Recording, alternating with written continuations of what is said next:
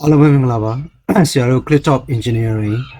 Open Lecture Series ကနေအားလုံးကိုပြန်လည်ကြိုဆိုပါရစေဆရာနာမည်ကဆရာသိမ်းမထိုင်ပါဆရာ Open Lecture Series ပေးနေတဲ့ဘာသာရပ်က Mechanics ဘာသာရပ်ဖြစ်ပါတယ်အဲ့တော့ Mechanics ဘာသာရပ်ကအားလုံးသိရတဲ့အတိုင်းပဲဒီ Engineer ဒါမှမဟုတ် Science First Year Second Year တွေအတွက်အရေးကြီးတဲ့Foundation ဘာသာရပ်လည်းဖြစ်တယ် International မှာဆိုလို့ရှိရင်တော့ A Level ကိုဖြည့်ဆို့မဲ့သူတွေအတွက်မဖြစ်မနေဖြည့်ဆို့ရတဲ့ဘာသာရပ်တစ်ခုဖြစ်တယ်ပေါ့အဲ့တော့ဆရာတို့က mechanics ဘာသာရပ်ကိုပိုင်ပိုင်နိုင်နိုင်လေးလာခြင်းနဲ့ဆိုရင်ဆရာတို့ channel ကို open lecture series ကိုsubscribe လုပ်ထားဖို့အားလုံးကိုဖိတ်ခေါ်ပါတယ်အဲ့တော့ဟိုရင်တော့ပြီးခဲ့တဲ့ပတ်မှာတော့ဆရာတို့ကဘာတွေကြည့်ပြီးသားလဲဆိုရင်constant acceleration motion တွေဖြစ်တယ် free falling နဲ့ freely throw upwards motion ကိုကြည့်တယ်အဲ့နှစ်ခုပေါင်းတဲ့ motion ကိုလည်းကြည့်ခဲ့ပြီးသားဖြစ်တယ်အဲ့ဒါအပြင်ဆရာတို့က initial velocity final velocity နဲ့ acceleration ကိုသိရင် total distance ကိုရှာဖွေဖို့ရန်အတွက်သူတို့ရဲ့ဆက်ဆက်ချက်ကိုလည်းကြည့်ပြီးသားဖြစ်တယ်ဒီနေ့ဗီဒီယိုမှာတော့ဆရာတို့ကနှစ်ပိုင်းခွဲထားပါတော့ဒီဗီဒီယိုလေးရဲ့ဒီဗီဒီယိုရဲ့နောက်ကနောက်တစ်ပိုင်းရဲ့ပေါ့ဒီဗီဒီယိုမှာတော့ဆရာတို့ကဘာကိုအဓိကပြမလဲဆိုရင် free falling motion ကနေပြီးတော့ဒီ acceleration due to gravity ပေါ့G တန်မိုးကိုဆရာတို့ကဘယ်လိုမျိုး theory ရတွက်ထုတ်လို့ရတယ်လဲဆိုတာကိုအခုဒီပထမဗီဒီယိုမှာဆရာတို့ကပြမယ်နောက်ထပ်ဗီဒီယိုမှာတော့ဆရာတို့ကဘာကိုကြည့်မလဲဆိုရင်ဒီ free falling motion ရဲ့ velocity နဲ့ဆိုတော့ acceleration due to gravity ကိုဒီ laboratory experiment ကနေပြီးတော့ဘယ်လိုမျိုးတိုင်းတာလို့တွက်ချက်လို့ရတယ်လဲဆိုတာကိုဆရာတို့ကပြမှာဖြစ်တယ်အဲဒီဗီဒီယိုက theory ကိုသွားပြီးတော့နောက်ဗီဒီယိုလေးမှာဆရာတို့ကဒီ laboratory practicals ပေါ့နော်တကယ် lab ကိုတရုပ်ပြမှာဖြစ်တဲ့အတွက်အားလုံးဆရာတို့ channel subscribe လုပ်ပြီးတော့စောင့်ကြည့်ဝင်ရတဲ့အတွက်အားလုံးဖိတ်ခေါ်ပါတယ်အဲ့တော့အခုဆရာတို့က theory လေးကိုတန်းပြီးတော့သွားလိုက်ရအောင်ဟုတ်ပြီနော်အဲ့တော့ဒီ theory ကိုတော့ဆရာတို့ကအချိန်ကြာကြီးမပြောဘဲနဲ့တနိုင်သမျှခက်တွတ်တော်လေးဆရာတို့ကသွားလိုက်မယ်ဟုတ်ပြီနော်အဲ့တော့ကြည့်ရင်ဆရာတို့ရဲ့ရာဝတ္ထုသည် free fall လေးဖြစ်တဲ့အတွက်ရာဝတ္ထုသည်ဒါကကမ္ဘာမြေကြီးရဲ့မျက်နှာပြင်ပေါ့ဟုတ်နော်ကမ္ဘာမြေကြီးရဲ့မျက်နှာပြင်ရဲ့အနေ height h အကွာမှာposition 1မှာ object ကရှိနေတယ်။အဲ position 1ကနေ position 2ကိုသူက free fall ဖြစ်လာမယ်။ဟုတ်နော်။အဲ့တော့ free fall ဖြစ်တာဖြစ်တဲ့အတွက်ဒါမှမဟုတ် drop ဖြစ်လာတာဖြစ်တဲ့အတွက် initial position 1မှာသူ့ရဲ့ time 0မှာသူစပြီးခီးထွက်လာတဲ့အချိန်မှာ initial velocity u က0ပေါ့။အဲ့ဒါပြီးရင်သူကကမ္ဘာမြေရဲ့ဆွဲငင်တဲ့ acceleration due to gravity g ရတော့ vertically downwards ပေါ့။အဲ့ဒီ downwards vertical acceleration ရဲ့လွှမ်းမိုးမှုအောင်မှာသူအောက်ကို free fall ပြုတ်ကျလာမယ်။ of course free fall ဖြစ်တဲ့အတွက်ဒီဆရာတို့က air resistance နဲ့channel force တွေကို neglect လုပ်ထားတယ်။ဒါပြီးအရာဝတ္ထုဒီကျလာပြီးတော့ position 2ကိုရောက်တဲ့အချိန်မှာ velocity v ရှိရဆိုပါဆို။ free falling မှာတော့ဆရာတို့ရှင်းပါတယ်။အရာဝတ္ထုဒီacceleration ကလည်း vertically downward ရှိတယ် velocity ကလည်း vertically downward ရှိရတဲ့အတွက်ဒါဒီ constant acceleration ဖြစ်တယ်။အဲ့တော့ဆရာတို့ရဲ့အရင်ဒီ open lectures videos တွေကိုကြည့်ထားတဲ့ကျောင်းသားကျောင်းသူတွေရောတေချာပေါ့ free fall ဆိုရင် constant acceleration motion ကိုသိရပေါ့အကယ်၍ဒါမှမသိတဲ့ကျောင်းသားကျောင်းသူတွေကဆရာတို့ရဲ့ lectures တွေကိုဒီ open videos တွေပြန်ကြည့်ပြီးတော့လည်းလေ့လာလို့ရတယ်ဒါမှမဟုတ်ရင်မင်းတို့ရဲ့သက်ဆိုင်ရာ physics ဒါမှမဟုတ်ရင် mechanics စာအုပ်တွေမှာတွားဖတ်ပြီးတော့ကြတော့ဆရာတို့ကပြန်ပြီးတော့လေ့လာကြည့်ပေါ့ဟုတ်တယ်နော်အဲ့တော့ဒီမှာတော့အရာဝတ္ထုရဲ့ position 2ကိုကမ္ဘာမြေကြီးရဲ့မျက်နှာပြင်ကိုအရာဝတ္ထုစပြီးတော့ရိုက်ခတ်တဲ့အချိန်ကိုဆရာတို့ကယူထားတယ်အဲ့အချိန်မှာသူက velocity v ရှိရဆိုပါလို့ဒါဆိုရင်ဆရာတို့က free falling မှာ constant acceleration ရဲ့ equation ဖြစ်တဲ့ final velocity v equal to initial velocity u plus acceleration times t ဆိုတဲ့ equation ကိုသုံးလို့ရတယ်ဟုတ်တယ်နော်အဲ့ဆရာတို့ရဲ့ object မှာ final velocity ကိုလိုချင် initial velocity u က0 acceleration က acceleration due to gravity g ပေါ့အဲ့ဆိုရင်သူ့ရဲ့ time နဲ့မြှောက်လိုက်လို့ရှိရင် initial velocity 0ဖြစ်တဲ့အတွက်ဆရာတို့ရဲ့ final velocity ဒီ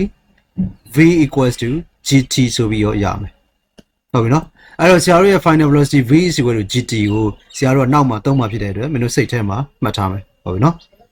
အဲ့ဒါပြီးတော့ဒီ free falling motion ကိုပဲဆရာတို့ကစောစော kinematics ပေါ့အရွေ့ရှုထောင့်ကကြည့်ရပါအခုက kinetic ရှုထောင့်ကမကြည့်ဘဲနဲ့ဆရာ energy ရှုထောင့်ကကြည့်ရအဲ့ energy ရှုထောင့်ကိုကြည့်ရင်အရာဝတ္ထုတစ်ခုသည်ရွေလျားနေရင်ဆရာတို့က mechanics ရဲ့သဘောတရားအရာအဓိကကျတဲ့ energy နှစ်ခုရှိရယ်။ပထမတစ်ခုကအတိစွမ်းရင် potential energy နဲ့ဒုတိယတစ်ခုကအရွေ့စွမ်းရင် kinetic energy ပေါ့။အဲ့တော့တခြား energy တွေမှာ friction air resistance ရှိနိုင်တယ်။ဒါပေမဲ့အဲ့ဒါတွေကိုလောဆယ်ဆရာတို့ကမပါဘူးလို့ neglect လုပ်တယ်။ဟုတ်ပြီနော်။အဲ့တော့ကျောင်းသားကျောင်းသူတွေနဲ့အကယ်၍ potential energy PE နဲ့ kinetic energy KE ကိုအရင်တော့မသိသေးရင်ကိစ္စမရှိဘူးဆရာရဲ့ဒီဗီဒီယိုလေးမှာပဲလိုက်ပြီးတော့နားလည်အောင်ကြည့်မယ်ဟုတ်ပြီနော်တိပိသားအကြောင်းသူကတော့ဆရာတို့ကပိုတော့ကောင်းတာပေါ့ဟုတ်တယ်နော်အဲ့တော့ potential energy PE တွေအရာဝတ္ထုတစ်ခုဒီကဘာမြေရဲ့မျက်နှာပြင်ကနေ high h မှာရှိနေရင်သူကအတိစွမ်းရင်ရှိတယ်အဲ့ဒီစွမ်းရင်ဒီ mgh ပေါ့ဟုတ်တယ်နော်အဲ့ဒါကိုတွက်ချင်ရင် mass time g times h နဲ့တွက်တယ်ဟုတ်တယ်နော်အဲ့ဒါပြီးတော့ kinetic energy အရွေ့စွမ်းရင်ကိုတွက်ချင်ရင်ဆရာတို့ရဲ့ KE တွေ half mv square နဲ့တွက်တယ်အဲ့ဒါရွေ့နေတဲ့အရာဝတ္ထုမှာရှိမယ်အရာဝတ္ထုရွေ့နေတဲ့ velocity v ကိုသိရင်အဲ့ဒီကနေပြီးတော့ kinetic energy ကို half mv square နဲ့တွက်လို့ရတယ်ဒါဆိုဆရာတို့အခုဘာလုပ်မှာလဲဆိုတော့ဒီအရာဝတ္ထုရဲ့ position 1နဲ့2မှာရှိတဲ့ potential energy နဲ့ kinetic energy ကိုတွက်မယ်ဟုတ်နော်အဲ့ဒါဆိုလို့ရှိရင်အရာဝတ္ထုရဲ့ position 1မှာရှိတဲ့ potential energy နဲ့ kinetic energy ကိုပေါင်းလိုက်ရင် position 1မှာသူရှိတဲ့ total energy ကိုရမယ်ဟုတ်တယ်နော်အဲ့တော့ total energy ရဲ့ position 1ဒီသူ့ရဲ့ potential energy နဲ့ kinetic energy ပေါင်းမယ် potential energy ဒီ formula က mgh ပေါ့အဲ့ဒါမှအခုဆရာတို့ရဲ့အနေထားမှာလဲ position 1မှာ object ဒီ particle ဒီကဘာမြေရဲ့အမြင့် height h မှာရှိနေတဲ့အတွက် mgh ပဲဖြစ်မယ် potential energy က kinetic energy က initial velocity က u ဆိုတော့ half and u square ပေါ့ဒါပေမဲ့ဆရာတို့ရဲ့ initial velocity u ဒီ0ဖြစ်တဲ့အတွက် kinetic energy ဒီ position 1မှာ0အဲဆိုရင် total energy ရဲ့ position 1မှာကြည့်လိုက်လို့ရှိရင် potential energy mgh ပဲရှိကြတော့မယ်အဲဒါသူ့ရဲ့ energy at position 1ဒီ mgh ပေါ့ဟုတ်ပြီနော်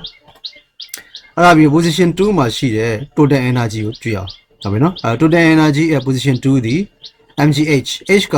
position 2ဒီကဘာမြေရဲ့မျက်နှာပြင်ကိုရိုက်ခဲ့တဲ့အချိန်မှာရှိရဖြစ်တဲ့အတွက် height ကမရှိရဘူး height 0ပေါ့ဟုတ်နော် plus kinetic energy မှာ half mv square အဲ့မှာဆရာတို့ object ရဲ့ velocity v ရှိရပေါ့နော်အဲ့ဒါဆိုဆရာတို့ရဲ့potential energy half mv square အဲ့တော့ kinetic energy က0 potential energy half mv square ဆိုတော့ total energy ဒီ half mv square နဲ့ဆရာတို့ကပြလို့ရတယ်ဟုတ်တယ်နော်အဲ့တော့ဆရာတို့ကအရာဝတ္ထုတွေကို energy shoot down ကနေဒီ motion ပုံစံကိုကြည့်မယ်ဆိုရင် any position တိုင်းမှာ total energy ဒီ constant ဖြစ်ရမယ်အဲ့ဒါဘာကြောင့်လဲဆိုဆရာတို့ law of conservation of energy ရဟုတ်ပြီနော်ဒါမျိုးလို့သိပြီးတော့ energy ဒီဖန်တီးလို့လည်းမရဘူးဖြတ်ဖြစ်လို့လည်းမရဘူးအသွင်တစ်မျိုးကနေတခြားတစ်မျိုးပဲပြောင်းလို့ရတယ်ဟုတ်တယ်နော် energy can neither be created nor destroyed you can just transform from one form to another အဲ့ဒါကိုအသုံးချမယ်ဆိုရင် total energy ရဲ့ position 1ဒီ total energy ရဲ့ position 2နဲ့တူရမယ်အဲ့ပမာဏဒီ constant ဖြစ်ရမယ်ဟုတ်တယ်နော်အဲ့တော့ကြည့်အောင် position 1မှာစောစောကပဲ total energy ဒီဆရာတို့ mgh လို့ရှာထားတယ် position 2မှာ half mv square ဖြစ်တယ်အဲ့တော့ position 1မှာရှိတဲ့ energy mgh နဲ့ position 2မှာရှိတဲ့ total energy half mv square နဲ့ဒီတူမယ်အဲ့ဒါဆိုဆရာတို့က equation တစ်ဖက်မှာ mass m cancel ဖြစ်သွားရင်ဆရာ v square ကိုရှာကျင်တယ်ဆိုရင် half ကိုပဲပို့လိုက်ရင် 2gh ပေါ့အဲ့ဒီကနေဆရာတို့ဘာရမလဲဆိုတော့ v square is equal to 2gh လို့ရတယ်အဲ့ဒါဒီဆရာတို့က energy point of view ကနေကြည့်ခဲ့တာပေါ့ဟုတ်လားနော်အဲ့တော့ energy point of view ကနေကြည့်ရင် law of conservation energy ရဆရာတို့ရဲ့ position 2မှာရှိတဲ့ velocity ရဲ့နှစ်ထပ်ဒီ 2gh လို့ပြလို့ရတယ်အဲ့တော့စောစောကလည်းဆရာတို့ကဒီဘက်က kinematics ပေါ့ constant acceleration ကနေ velocity ကိုဆရာတို့ကပြထားပြီးသားရှိတယ်အဲ့ဒါက v is equal to gt ပေါ့ဒါဆိုရင် kinematics ရှုထောင့်ကကြည့်ရင်ဆရာတို့ရဲ့ v square ဒီ g square t square ပေါ့ဟုတ်နော်အဲ့တော့ from kinematics point of view ဆိုရင် v square ဒီ g square t square စောစောက energy point of view ဒီ v square ဒီ 2gh အဲ့တော့ iv နှစ်ခုကညီရမယ်ဟုတ်တယ်နော်အဲ့တော့ v square နှစ်ခုညီလိုက်ရင် g square t square is equal to 2gh ဆိုရရတယ်ဟုတ်ပြီနော်အဲ့ဒါဆိုဆရာတို့က g ဘယ်ဘက်က g တစ်ခုကိုဒီဘက်လာပြီးစားလိုက်ရင် g square ဘန် g ဆိုတော့ g ကျန်မယ်ဒီဘယ်ဘက်က t square ကိုညာဘက်လာပြီးတော့ဒီဘက်မှာမြှောက်ထားတာဖြစ်တဲ့အတွက်ညာဘက်မှာစားလိုက်ရင် 2h by t square ရမယ်အဲ့တော့ဆရာတို့ကဘာရလဲဆိုရင် acceleration due to gravity အရာဝတ္ထုရဲ့ free falling ဖြစ်လာတဲ့ acceleration g ကိုရှာလို့ရတဲ့ formula ရလာပြီအဲ့တော့ g ကိုဘယ်လိုရှာလို့ရလဲဆိုရင် 2h by t square နဲ့ရှာလို့ရပြီဟုတ်တယ်နော်အဲ့တော့အဲ့မှာကြည့်ရင်ဆရာတို့ကဒီg is equal to 2h by t square ရဲ့ထူးခြားချက်ဒီအရာဝတ္ထုကျလာတဲ့ free fall ကဘာမြေကြီးကနေအရာဝတ္ထုကိုဆွဲတဲ့ acceleration g ကို velocity သိစရာမလိုဘဲနဲ့အရာဝတ္ထုသွားခဲ့တဲ့ total distance h သူပြုတ်ကျလာတဲ့ height h နဲ့အဲ့ပြုတ်ကျဝင်ရန်အတွက်သူကျတဲ့အချိန် t ကိုသိလို့ရှိရင် g is equal to 2h by t square နဲ့ပဲဆရာတို့ကရှာလို့ရတယ်ဟုတ်တယ်နော်အဲ့ဒါဒီဆရာတို့ကဒီ theory ကနေပြီးတော့ law of conservation of energy နဲ့ဟိုဘက်က kinematics ဖြစ်တဲ့ constant acceleration ကိုဆရာတို့ကတွဲပြီးတော့ကြတော့ velocity မသိလည်းပဲ g တန်မို့ကို 2h by t square နဲ့ရှာလို့ရအောင် theory ကနေဆက်ဆက်ပြီးတော့တွက်ချက်ခဲ့တာဖြစ်တယ်ဟုတ်ပြီနော်အဲ့တော့ဒီနေ့ဗီဒီယိုကတော့ဆရာတို့ဒီမှာပဲရက်မယ်ပေါ့ဒါဆိုရင်မင်းတို့သိခဲ့ physical concept တွေဒီ theory တွေကိုတကယ်ပို့ပြီးတော့ strong ဖြစ်အောင်နားလည်မှုကိုမြင့်တင်ခြင်းဒါမှမဟုတ်လက်တွေ့အသုံးချနိုင်တဲ့ skills ကိုဆရာတို့ကမြင့်တင်ခြင်းဘာလုပ်ရမလဲဆိုအဲ့ဒါတွေကိုလက်စမ်းသပ်ပြီးလုပ်ဆောင်ရမှာပေါ့အဲ့ဒါကိုဆရာတို့ကဒီဗီဒီယိုကတော့ဆရာတို့ကဒီလောက်နဲ့ဖြတ်မယ်နောက်ထပ်ဗီဒီယိုလေးမှာဆရာတို့ဘာလုပ်မလဲဆိုလို့ရှိရင်အရာဝတ္ထုတစ်ခုက free fall ဖြစ်လာရင်အဲ့ free fall ဖြစ်တဲ့အရာဝတ္ထုရဲ့သူသွားခဲ့တဲ့ height နဲ့ time နဲ့ကိုဆရာတို့က software တစ်ခုကိုသုံးပြီးတော့လက်တွေ့ဗီဒီယိုလေးနဲ့ particle free fall ဖြစ်တဲ့ဗီဒီယိုရိုက်မယ်ဗီဒီယို software တွေကိုထည့်မယ်ထည့်ပြီးတော့သူသွားခဲ့တဲ့ height နဲ့သူသွားခဲ့တဲ့ကြာချိန် time ကိုဆရာတို့တွက်ထုတ်မယ်အဲ့ဒီကနေပြီးတော့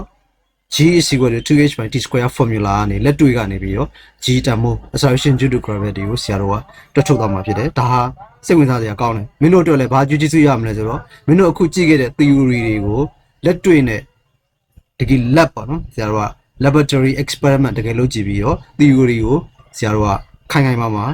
အတည်ပြုနိုင်တယ်အဲ့လိုအတည်ပြုနိုင်မင်းတို့ကသူ့ကိုလက်တွေ့ဆန်းဆန်းနားလည်လာတာဖြစ်တဲ့အတွက် theory ကိုလက်တွေ့အသုံးချနိုင်တဲ့ skills ပေါ့နော်အဲ့စွမ်းဆောင်ရည်မြင့်လာမယ်နံပါတ်1ကအဲ့ဒါပေါ့နောက်နံပါတ်2ကဆရာတို့ကအဲ့လို theory ကိုလက်တွေ့အသုံးချနိုင်ရင်မင်းတို့ကဒါကိုအသုံးချပြီးတော့ဘယ်လိုတီထွင်မှုတွေဆက်လုပ်နိုင်မလဲဆိုတော့ creative thinking နဲ့ skills ပေါ့တက်လာမယ်ပေါ့နော်အဲ့လိုတက်လာရင်နောက်ပိုင်းမှာဆရာတို့ကဆရာတို့ကနေပြီးတော့ theory ရဲ့လက်တွေ့ကိုတောက်လျှောက်ဆက်ဆက်ပြီးတော့ video ကနေသင်ကြားပေးမှာပေါ့နော်အားကြောင့်မလို့နောက်တစ်ပတ် video လေးမှာဆရာတို့ကအားလုံးကိုဒါကိုဆက်ကြည့်ပြီးတော့ကြတော့ဒီ acceleration due to gravity g ရဲ့နောက် velocity တန်ဖိုးတွေကိုlab practical ကနေပြီးတော့ဘယ်လိုတွက်ထုတ်လဲဆိုတာကိုအားလုံးပေါ့လိုက်ကြည့်ကြအောင်ဆရာတို့တိုက်တွန်းတယ်အဲ့တော့ဆရာတို့ရဲ့ဒီသင်ခန်းစာတွေကတော့အဓိကတော့ဆရာတို့ကျောင်းသားကျောင်းသူတွေအတွေးခေါ်ပေါ့နော် theory ကိုတကယ်နားလည်ရမယ်ဒါကိုလက်တွေ့မှာဘယ်လိုသုံးလဲဆိုတာကိုပိုင်နိုင်ကလေးတွေကသိရမယ်ဆိုရယ်အဓိကရည်ရွယ်ချက်စီရနာနဲ့ဆရာတို့ကဒီသင်ခန်းစာတွေကိုပို့ချတာပေါ့နော်အားကြောင့်မို့လို့ဒါလေးတွေကိုအနည်းကလိုက်ကြည့်ပြီးတော့လေ့လာနိုင်ဝင်ရန်အတွက်ဆရာတို့ channel ကို subscribe လုပ်ပေးဝင်ရန်အတွက်ဖိတ်ခေါ်ပါတယ်ဒီနေ့ဗီဒီယိုကတော့ဒီလောက်ပါပဲအားလုံးbye bye